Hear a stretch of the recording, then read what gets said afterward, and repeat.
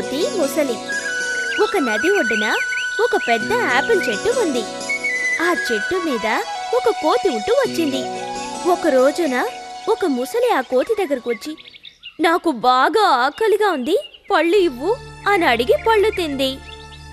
ఆ ముసలి నది అవతలి ఒడ్డున ఉన్న తన భార్యతో యాపిల్ రుచి గురించి చెప్పింది. అది విన్న ఆ ఆడ ముసలి అత్యాశకు పోయి ఆ పళ్ళే అంత రుచిగా ఉన్నప్పుడు రోజూ ఆ పళ్ళు తిని బతుకుతున్న కోతి గుండెకాయ ఇంకెంత రుచిగా ఉంటుందో అనుకుని ఆ కోతి గుండెను తీసుకురమ్మని భర్త ముసలితో అంది.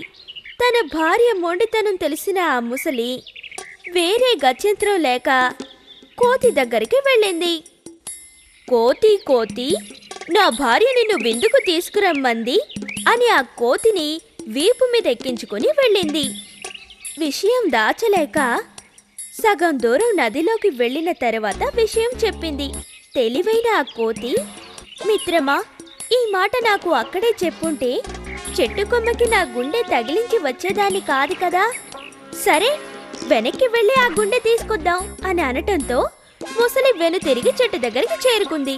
వెంటనే కోతి చెట్టు కొమ్మల మీదకు దూకి, ముసలి, ఈ ప్రపంచంలో కల్లా నీ మొగుణ్ణి మించిన సొంట ఎవరూ లేరని నీ భార్యతో చెప్పు అని కిలకిలా నవ్వుకుంటూ కొమ్మల మీద గంతులేసింది.